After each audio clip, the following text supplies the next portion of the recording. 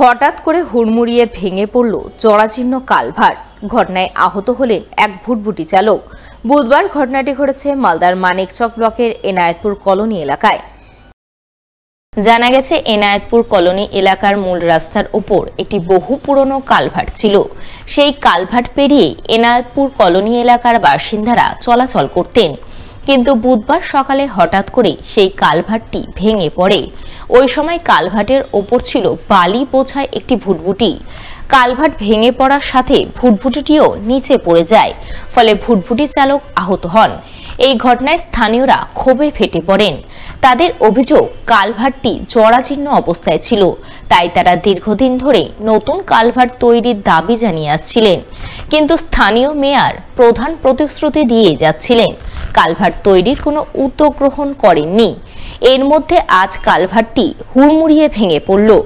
এই অবস্থায় গ্রামের সঙ্গে যোগাযোগ বিচ্ছিন্ন হয়ে পড়ায় গ্রামবাসীরা সমস্যায় পড়েছেন। তাই তারা দ্রুত নতুন কালভার্ট নির্মাণের দাবিতে পঞ্চায়েত ঘেরাও করবেন। যে হঠাৎ করে ব্রিজটা পড়ে গেল, ওখানে একটা ভুটভুটি ছিল দাঁড়িয়ে, ওটাও পড়ে গিয়েছে, ভেঙাচুরা হয়ে গেছে। মেম্বারকে, প্রধানকে, সবকে জানানো গিয়েছে, তো বলছে কি ভোট সরবে তো আবার করে দিয়ে দিব। আবার এমনি করে বলছে আর করে দিচ্ছে না। 10 বড় বালি ছিল ভুটভুটিতে করে, ওই রাস্তাটা ভেঙে গেল। আচ্ছা, ব্রিজ ভেঙে গেল। হ্যাঁ, ভুটভুটিওয়ালার অসুবিধা হয়ে গেছে, খুব ঘাও হয়ে গেছে, চোট লেগেছে। আচ্ছা, এই রাস্তাটা প্রত্যেক 10 সাল থেকে বলছে মেম্বার মুখিয়াকে, কোনো দায়িত্ব নেই না। আজকে বলছে কি বানিয়ে দিব, কানেকশন হয়ে গেছে।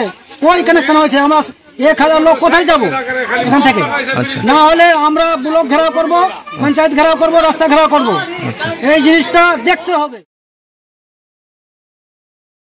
উত্তরপ্রদেশের অযোধ্যা ধামে আয়োজিত ওপেন যোগাসন স্পোর্টস চ্যাম্পিয়নশিপ 2024-এ নজর কাড়া সাফল্য পেল মালদার মুখ উজ্জ্বল করল 5 ক্ষুদে প্রতিযোগী। জানা গেছে, চলতি মাসের 13 ও 14 জুন উত্তরপ্রদেশের অযোধ্যা ধামে যোগ মহাকুম্ভের আসর বসে, যার নাম ছিল ওপেন যোগাসন স্পোর্টস চ্যাম্পিয়নশিপ 2024। এতে দেশের বিভিন্ন রাজ্য থেকে কয়েকশো প্রতিযোগী অংশগ্রহণ করে। মালদা শহরের বেলতলায় অবস্থিত মালদা যোগ সেবা কেন্দ্র থেকেও 12 জন ক্ষুদে প্রতিযোগী সেই প্রতিযোগিতায় অংশ নেয়। তার মধ্যে 5 প্রতিযোগী বিশেষ সাফল্য লাভ করে। আরাত্রিকা রায় নামে এক প্রতিযোগী চ্যাম্পিয়ন হয়। এছাড়াও দ্বিতীয় স্থান অর্জন করে প্রত্যয় মণ্ডল, তৃতীয় স্থান পায় অঙ্কিতা দাস এবং যুগ্মভাবে চতুর্থ স্থান পেয়ে নজর কাড়ে অন্বেষা পাল ও তানিস্ক মণ্ডল।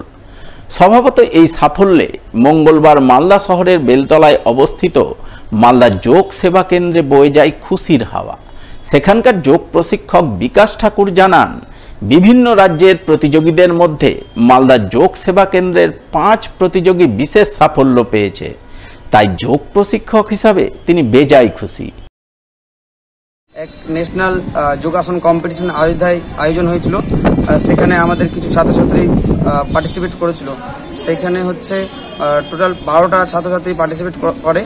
ওইখান থেকে 5 জন ফলাফলে সাকসেস হয়েছে আর একজন চ্যাম্পিয়ন হয়েছে। তো আমাদের মালদা ডিস্ট্রিক্ট মানে পশ্চিমবঙ্গ চ্যাম্পিয়ন হয়ে এসছে। এই হচ্ছে দিল্লি, মুম্বাই, মহারাষ্ট্র, গুজরাট বিভিন্ন জায়গা থেকে সবাই পার্টিসিপেট এসেছিল। সেখান থেকে আমরা পশ্চিমবঙ্গ মালদা সাকসেস হয়ে এসেছি চ্যাম্পিয়ন। ভালো লাগছে। এর আগেও আমরা বিভিন্ন জায়গায় গিয়েছি, পার্টিসিপেট করেছি এবং প্রাইজও পেয়েছি। এবার হচ্ছে আমরা চ্যাম্পিয়ন হয়ে এসেছি। খুব আনন্দ পাচ্ছে, বাচ্চারা খুব উৎসাহ হয়েছে এবং যোগাটাকে আমরা খুব আগিয়ে নিয়ে যাচ্ছি। পবিত্র ঈদ-উজ-জোহা উপলক্ষে ঈদ মিলন উৎসব হয়ে গেল পুরাতন মালদার যাত্রাডাঙ্গা অঞ্চলের হালনা মোহাম্মদপুর এলাকায়। মঙ্গলবার সন্ধ্যায় হালনা মোহাম্মদপুর যুবক বৃন্দের পক্ষ থেকে ঈদ মিলন উৎসব আয়োজন করা হয়, যাকে কেন্দ্র করে নাচ, গান, আবৃত্তি, একক অভিনয়, নাটক সহ বিভিন্ন ধরনের সাংস্কৃতিক অনুষ্ঠানের আয়োজন করা হয়। অনুষ্ঠানে এলাকার বিভিন্ন বয়সী ছেলেমেয়েরা অংশগ্রহণ করে। এই অনুষ্ঠান উপলক্ষে গ্রামে এক ছোটখাটো মেলাও বসে, যাকে কেন্দ্র করে আনন্দ মুখরিত হয়ে ওঠে গোটা হালনা মোহাম্মদপুর গ্রাম।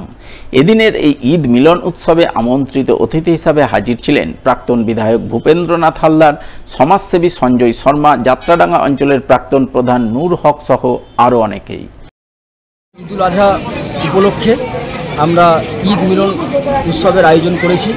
যেহেতু আমরা সকলে গ্রামের মানুষ, আমরা জন্ম কিংবা বিবাহ সূত্রে কিংবা বিভিন্ন কর্মসূত্রে আমরা বাইরে থাকি।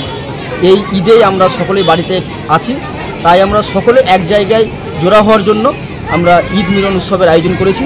সেই উপলক্ষে একটা সাংস্কৃতিক অনুষ্ঠান।